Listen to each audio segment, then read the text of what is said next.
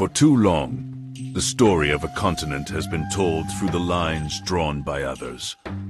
Lines that carved up ancient realities, severing millennia of interwoven history. But beneath the surface of the maps we know today lies another Africa. An older, richer, more complex world, waiting to be rediscovered. Before colonial borders divided the continent, another Africa already existed, not a blank slate, nor a collection of isolated tribes, but a sprawling tapestry of sophisticated civilizations. Networks of power, knowledge, and trade that stretched across vast distances, making the continent a vibrant heart of global exchange. And this is the part many history books barely explore. Long before Europe drew lines across maps, civilizations already flourished here. The Sahara, often perceived as an impenetrable barrier, was, in truth, a dynamic superhighway. From around the 8th century onward, intricate trans-Saharan trade routes stitched together a vast and wealthy world. Gold from the south, salt from the north, ivory, cola nuts, and enslaved peoples flowed across this immense desert. In cities that are now largely forgotten by the global narrative, like Oudaghost in present-day Mauritania, Ogat in Libya, camel caravans numbering in the thousands linked regions spanning what we now call Mali, Niger, Algeria, Chad, and Sudan. These were not just corridors of commerce, but arteries of intellectual exchange. Islamic scholarship flourished, transforming cities into beacons of learning, radiating knowledge across the continent and beyond. It was a testament to human ingenuity and connection, defying nature's most formidable challenge. Further south, beyond the desert's embrace, monumental empires rose and fell, their histories intertwined with the trans-Saharan trade. The Ghana Empire, flourishing from approximately 300 CE to 1200 CE, was a sophisticated realm, controlling vast gold reserves. Its wealth and power were centered in what are today parts of Mauritania and Mali, a beacon of order and prosperity in the Sahel. Following Ghana, the Mali Empire emerged in 1035 CE, growing into one of the largest and wealthiest empires the world has ever seen. Its vast influence encompassed territories now recognized as Mali, Senegal, Guinea, and Niger, a testament to its centralized political organization. It was from this empire that Mansa Musa, its fabled emperor, embarked on his legendary Hajj to Mecca in 1334 CE. His astonishing wealth, distributed so generously, reportedly caused inflation in Cairo for a decade. This journey wasn't just a religious pilgrimage. It was a diplomatic statement, showcasing Africa's prosperity to the wider world. The Songhai Empire, rising around 1430 CE, continued this legacy, establishing itself as a dominant force centered in present-day Mali and Niger. Cities like Timbuktu and Gao became not merely trading hubs, but globally renowned centers of Islamic scholarship and learning. The Sankore University in Timbuktu, for instance, attracted scholars from across Africa, the Middle East, and beyond, boasting libraries that housed hundreds of thousands of manuscripts on astronomy, mathematics, medicine, and law. Africa was never empty, isolated, or disconnected. It was a crucible of intellectual activity, creating knowledge that shaped civilizations far beyond its own borders. These empires cultivated complex systems of governance, justice, and taxation, defying any notion of a primitive past. In the forested regions of what is now Nigeria, powerful city-states and kingdoms flourished, giving rise to some of humanity's most sophisticated, artistic, and spiritual traditions. The Yoruba civilizations, with their sacred cities of Il-Ife and Oyo prospered between approximately 1000 and 1800 CE. Il-If, often considered the spiritual heartland, produced astonishing naturalistic terracotta and bronze sculptures, masterpieces of ancient African art that rival any in the world. These weren't mere decorations. They were representations of sacred kingship, divine lineage, and a profound cosmology. The complex spiritual systems and the widespread Yoruba language unified disparate communities across vast territories, far predating any modern borders.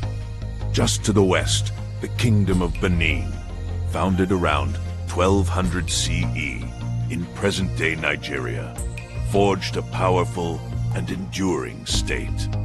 Its capital, Benin City, was renowned for its advanced city organization, immense defensive walls, and an artistic tradition unlike any other.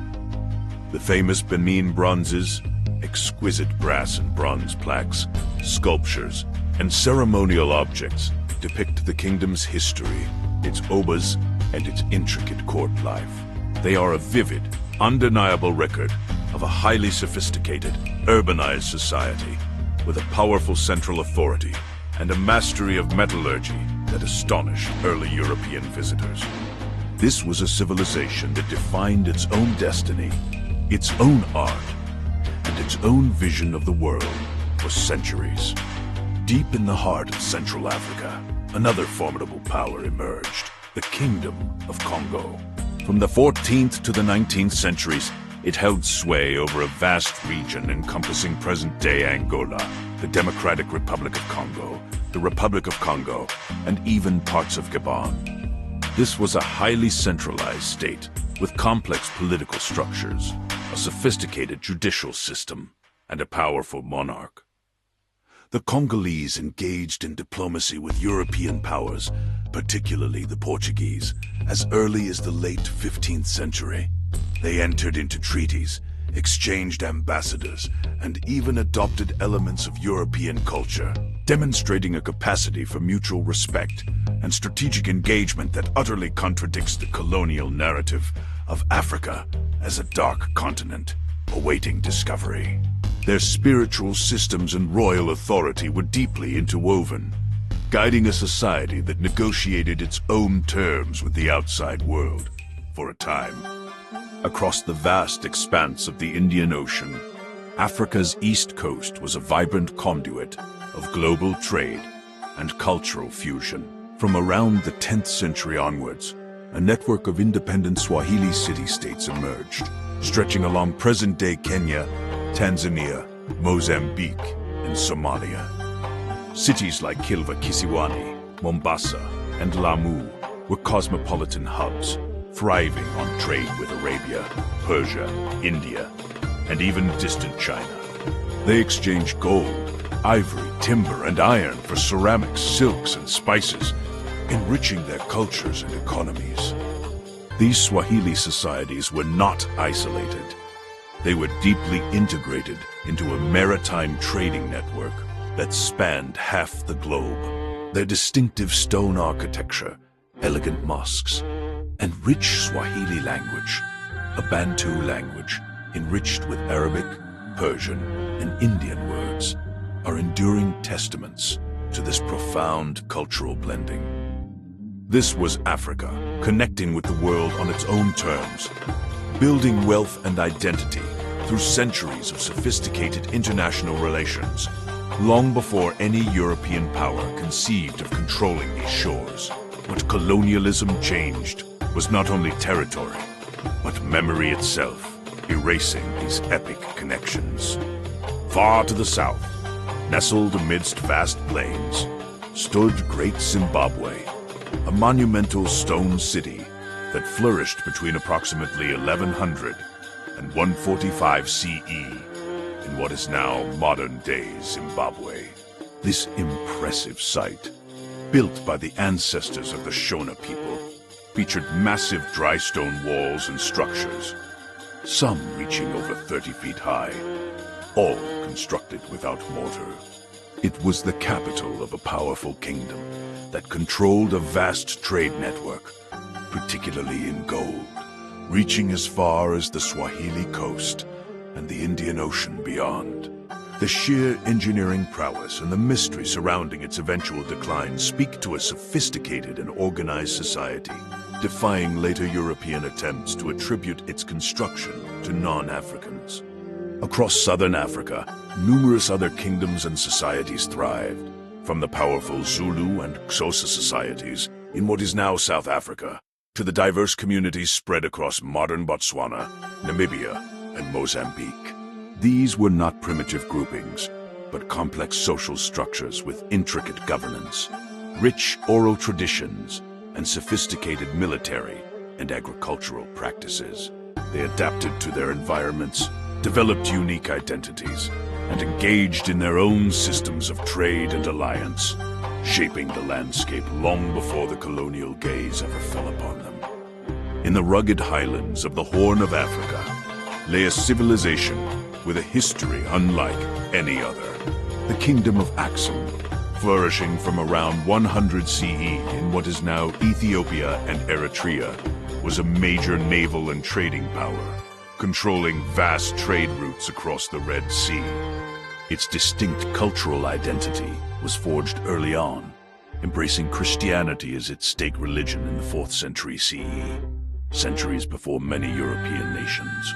This deeply rooted faith and continuous political independence are a remarkable testament to resilience. While much of Africa would eventually fall under colonial rule, Ethiopia, through a blend of strong leadership, ancient alliances, and military prowess, maintained its sovereignty for millennia, famously defeating Italian invaders at the Battle of Adwa in 1896. Its political continuity, distinct script, and rich literary tradition represent an unbroken thread of African self-determination. It stands as a powerful reminder of what Africa looked like when it defined its own destiny. Beyond empires and kingdoms, the very fabric of African identity was woven through vast, centuries-long movements of people. The Bantu migrations beginning millennia ago saw communities spread from West Central Africa across vast swathes of the continent, through what are now Cameroon, the Democratic Republic of Congo, Tanzania, South Africa, and countless others. This wasn't a single event, but a continuous ripple of movement and cultural exchange over thousands of years. These migrations fostered shared language roots and cultural connections that linked peoples thousands of miles apart. It's why many ethnic groups, such as the Maasai in Kenya and Tanzania, or the Kuba in the Democratic Republic of Congo, existed across regions long before modern borders artificially divided them. Africa was a continent of deep internal connections, where identity was shaped by lineage, language, and shared history, not by arbitrary lines on a European map. It was a fluid, dynamic landscape of human interaction, a testament to the fact that Africa was never empty, isolated, or disconnected. Beneath the grand narratives of empires and trade lay an equally profound intellectual and spiritual life. Traditional African religions and cosmologies provided intricate frameworks for understanding the universe, morality, and social order. Reverence for ancestors, the sacredness of nature, and the interconnectedness of all life formed the bedrock of societies across the continent. Alongside these spiritual traditions, Islamic scholarship flourished, particularly in West and North Africa, producing vast libraries of philosophical, scientific, and legal texts. But beyond the written word, Africa possessed sophisticated systems of oral history, mnemonic devices, and intricate governance structures that ensured justice and social cohesion. Astronomy, medicine, philosophy, and complex legal systems were developed and practiced for centuries. These intellectual traditions, often ignored or dismissed in global history, represent a rich tapestry of human thought, a powerful refutation of the dark continent myth. It's a truth that creates a wait. I never knew this moment for many. The rhythms of African history began to shift dramatically with the arrival of European powers. The Portuguese, navigating down the West African coast in the 1400s, were among the first to establish direct coastal trade systems. Initially, this involved gold, ivory, and spices. But it soon morphed into something far more devastating. The expansion of the transatlantic slave trade, driven by European demand for labor in the Americas, had a profoundly destabilizing effect. It didn't just extract people. It twisted existing trade networks, fueled intergroup conflict, and fundamentally altered the social and political landscape of many African societies. Ancient alliances fractured, and the focus of power shifted, creating vulnerabilities that would be exploited in the centuries to come. The continent's internal dynamics were irrevocably changed, preparing the ground for a far greater upheaval. Then came the pivotal moment, the scramble for Africa. Between 1884 and 1885, representatives from Britain, France, Germany, Belgium, Portugal, Italy, and Spain gathered in Berlin. Without a single African voice present, they carved up an entire continent. These were not geological surveys. They were political strokes of a pen, dividing a living, breathing continent into arbitrary territories. Artificial borders were drawn with scant regard for existing ethnic groups, ancient kingdoms, or established trade routes. Families, communities, and entire societies were suddenly divided by colonial lines that existed only on paper, separating peoples who had shared land, language, and culture for millennia. The Maasai, the Bakongo, the Somali, their ancient connections became state-enforced separations. It was an act of profound geopolitical violence, fundamentally reshaping not just the land, but the very identity of its peoples. Long before Europe drew lines across maps, civilizations already flourished here. Now those lines dictated everything. The consequences of these imposed borders and the subsequent colonial administration were profound and enduring. Extraction economies were established, raw materials funneled out, and African labor exploited. Cultural suppression attempted to erase indigenous knowledge, while new, often destructive political hierarchies were established. The very concept of African identity was forcibly reconfigured, creating divisions and tensions that persist to this day. These colonial borders, hastily drawn in distant European capitals, continued to shape modern African politics, conflict, and economic realities. They dictated the terms of independence and continue to influence the relationships between nations.